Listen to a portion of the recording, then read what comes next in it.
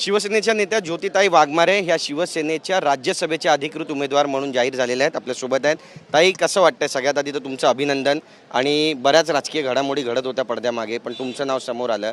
तुम्हाला तरी विश्वास होता का की तुमचं नाव जाहीर होईल? काय पहिली प्रतिक्रिया? दादा, मला अजूनपर्यंत विश्वास वाटत नाहीये की मी राज्यसभेचा फॉर्म भरलाय.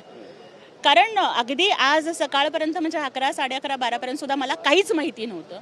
कारण जेव्हा एकनाथ शिंदे साहेबांच्या नेतृत्वावरती विश्वास ठेवून मी शिवसेनेमध्ये प्रवेश केला आणि माझ्यासारख्या एका चळवळीतनं घडलेल्या, गरिबीशी झगडलेल्या, जिचे आईबाप अशिक्षित आहेत, पण बाबासाहेब आंबेडकरांनी सांगितलं ना, शिका, संघटित व्हा आणि संघर्ष करा, तर आपल्या पोरीला ज्या आईबापांनी कष्टाने शिकवलं त्या मुलीला शिवसेनेच्या दसरा मेळाव्यात बोलायला मिळतंय किंवा शिवसेनेच्या प्रत्येक स्टेजवर शिवसेनेचा आवाज बनून आपले विचार मांडण्याचं काम करता येतं, याच्यातच खूप खुश होते दादा.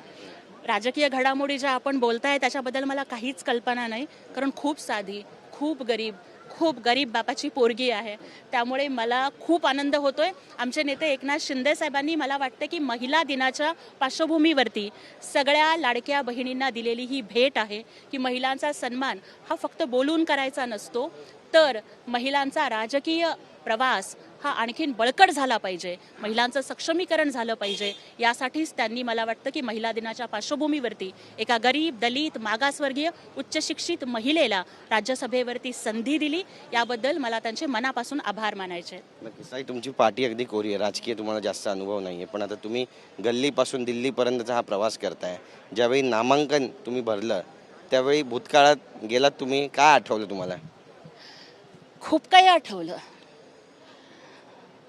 इतकं आठवलं की आज राज्यसभेचा फॉर्म भरतीये, पण जेव्हा मी शाळेत जात होते तेव्हा पायामध्ये चप्पल नसायची आणि मी अनवाणी पायानं शाळेला 2 किलोमीटर रणरणत्या सोलापूरचं ऊन तुम्हाला माहिती आहे, ते चटके आठवले. माझ्या आईबापांना भाकरीसाठी केलेला संघर्ष आठवला. एका साडीवरती काम करणारी माझी आई आठवली. उपाशीपोटी राहून सुद्धा माझ्या हातामध्ये बाबासाहेबांचं पुस्तक देऊन शिक म्हणणारा माझा बाप आठवला. आणि मुख्यमंत्री म्हणून काम करत असताना महिलांच्या इतक्या साऱ्या योजना देणारे लाडके भाऊ एकनाथ शिंदे साहेब आठवले. त्यामुळे मला वाटतं की साहेबांनी माझ्या आईबापाच्या कष्टाला न्याय दिलाय. साहेबांनी हिंदुहृदय सम्राट बाळासाहेब ठाकरे ज्या पद्धतीनं कुठल्याही जाती धर्माला शिवसेनेमध्ये थारा न देता शिवसैनिक हीच तुमची जात आणि शिवसैनिक हाच तुमचा धर्म म्हणून काम करायचे ना, त्याच विचारांचा वारसा आज एकनाथ शिंदे साहेब पुढे नेत आहेत. त्यामुळे मी प्रत्येक स्टेजवर जे म्हणायचे ना की भीमराज की बेटी मैं जय भीम वाली हूँ, जय भीम जय महाराष्ट्र म्हणत ही सोलापूरची पोरगी गल्लीपासून आज दिल्लीत जाते. त्याबद्दल नक्कीच ताई, बऱ्याच मोठ्या दिग्गजांना पछाडून तुम्ही आता थेट राज्यसभेची उमेदवारी जी आहे ती मिळवलेली आहे, तुम्हाला मिळालेली आहे. याची परतफेड नेमकी कशी करणार आणि जे नाराज आहेत त्यांना तुम्ही काय सांगू इच्छिता? दादा, शिवसेना मुख्य नेते माननीय एकनाथजी शिंदे साहेबांनी घेतलेला हा निर्णय आहे. सगळ्यांना सामावून घेणं, सगळ्यांना न्याय देणं, यासाठीच माननीय एकनाथ शिंदे साहेबांची ख्याती आहे. जेवढे सगळे इच्छुक होते, सगळे दिग्गज आहेत, पक्षासाठी त्यांचंही योगदान आहे. त्यांच्या कर्तृत्वाचा, त्यांच्या योगदानाचा मी सन्मान करते. पण माननीय एकनाथजी शिंदे साहेब आमचे मुख्य नेते हे नक्कीच या सगळ्यांची समजूत घालतील. आणि ही आमची सगळी मंडळी एकनाथ शिंदे साहेबांच्यावरती प्रेम करणारी माणसं आहेत, शिवसेनेवरती निष्ठा ठेवणारी माणसं आहेत. त्यामुळे जर साहेब एका गरीब, मागासवर्गीय, दलित पोरीला संधी देत असतील, तर माझ्यासारख्या दलित की बेटीच्या पाठीमागं हे आमचे सगळे मान्यवर नेते मंडळी उभे राहतील आणि मला लढण्याचं बळ प्रत्येक पावलामध्ये देतील, हा विश्वास आहे. ताई, तुम्ही खूप छान भाषणं करतात आणि उभ्या महाराष्ट्रानं तुमची सगळी भाषणं ऐकलेली आहेत, विशेष करून दसरा मेळाव्यातली भाषणं. आणि ज्यावेळी पक्षाची भूमिका मांडायची असते त्यावेळी आम्हाला सुद्धा सांगायचे की ज्योतिताईंशी बोला, पण आम्ही म्हणायचो की त्यांच्याकडे पद नाही आहे, त्यामुळे आम्हाला त्यांचं बाईट करता येणार नाही. पण आता तुम्हाला ते पद मिळालं आहे, त्यामुळे संजय राऊत असू द्या किंवा मग वनमंत्री असू द्या, गणेश नाईक असू द्या, जे कुणी अशा पद्धतीनं भाष्य करतात किंवा शिवसेनेवर टीका टिप्पणी करताय, आता त्यांची खैर नाही असं म्हणावं, त्यांचा सडकून समाचार घेतला जाईल गल्लीपासून दिल्लीपर्यंत. हे बघा, संघर्ष करणाऱ्या आणि लढणाऱ्या माणसांना कधीच कोणत्या पदाची गरज नसते. आणि माझ्यासाठी एकनाथ शिंदे साहेबांची लाडकी बहीण हे सगळ्यात मोठं पद आहे. म्हणजे आज माझ्यासारख्या एका गोरगरीब मुलीला साहेबांनी स्वतःची बहीण म्हणून त्यांच्या मनगटावरती राखी बांधण्याचा जो मान दिला ना, तो माझ्यासाठी सगळ्यात मोठा आहे. आणि दुसरं सगळ्यात महत्त्वाचं, ना कद बडा ना पद बडा, जो मुसीबत में साथ खडा वही सबसे बडा.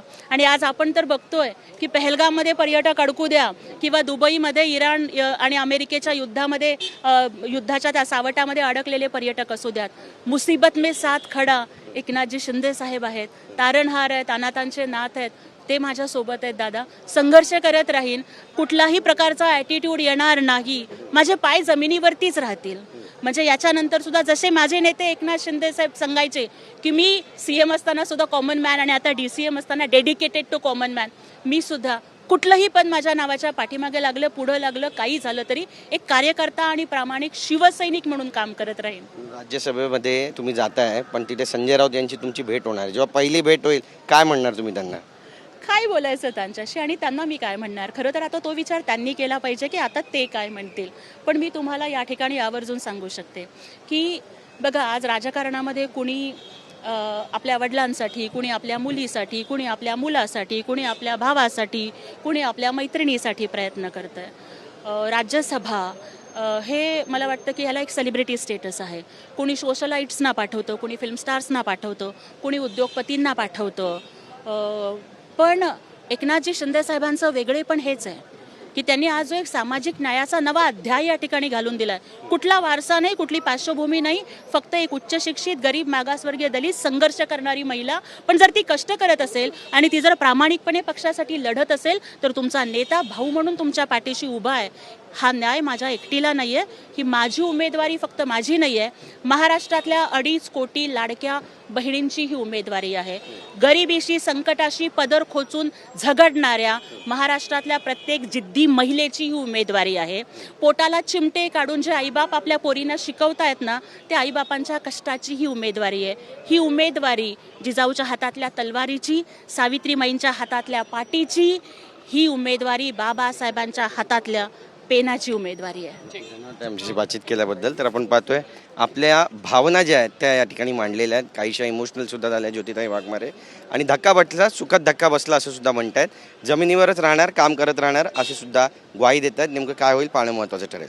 कॅमेरा पर्सन योगेश गुरवसह गिरीश गायकवाड, TV9 मराठी, मुंबई.